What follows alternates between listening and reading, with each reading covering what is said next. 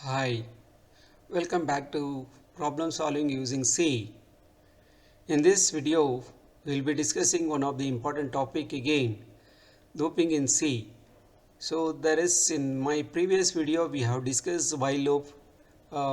There is a entry control loop statement, and we have seen already. We have seen some of the example how to use the while loop in a program. In this another today, I will come up with another important looping statement. This also is a entry control looping statement. So that is called for loop. The for loop, it is a little different from while loop.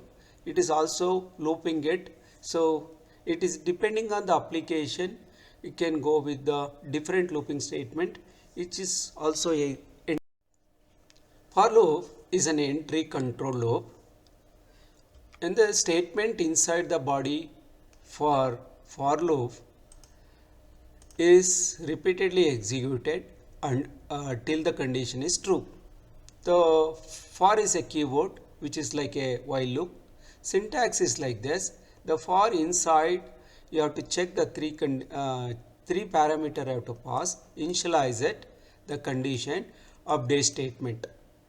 So all this, once the condition is true, right? So the statement is executed again and again until the condition is false.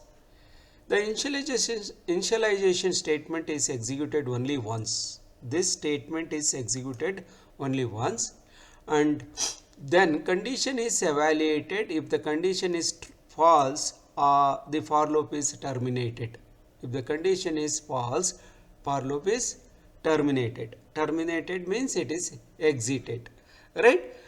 So if the condition is true, statements inside the body for loop are executed, that the body of the inside statements are executed, and the update statement is updated, keep on updating until the condition is true. Otherwise this statement will not executed, right? Again the condition is evaluated. Let us understand this for loop thoroughly while using some of the example. I will demonstrate it in this program.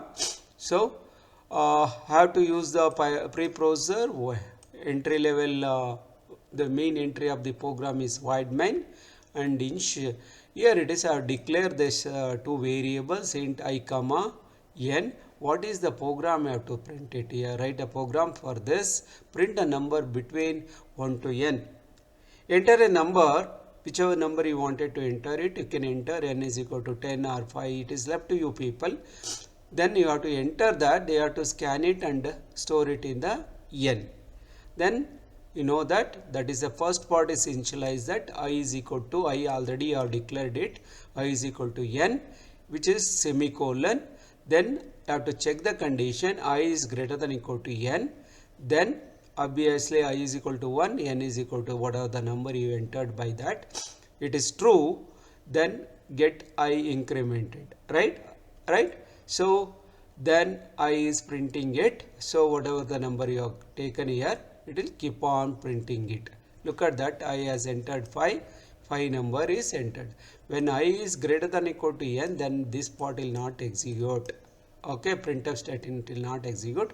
It is for loop is terminated, come out of the loop. So if we understand this concept, let us move to the other number. To write a program to find the factors of number, that means, so if you give a n number, so what are the factors for that number, right? Need to find out the factorization.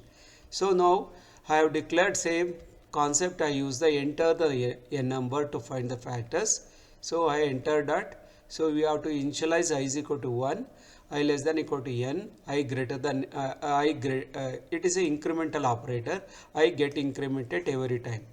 In the while loop is not like that. We have incremented out of the while loop, right? So here it is all the three parameter we will be checking it at, but this initialization part executed in the beginning itself, will not execute again and again. Okay, so then you have to find that n modular operator, and which is equal to 0. Then whatever the number you have taken it, divide by I.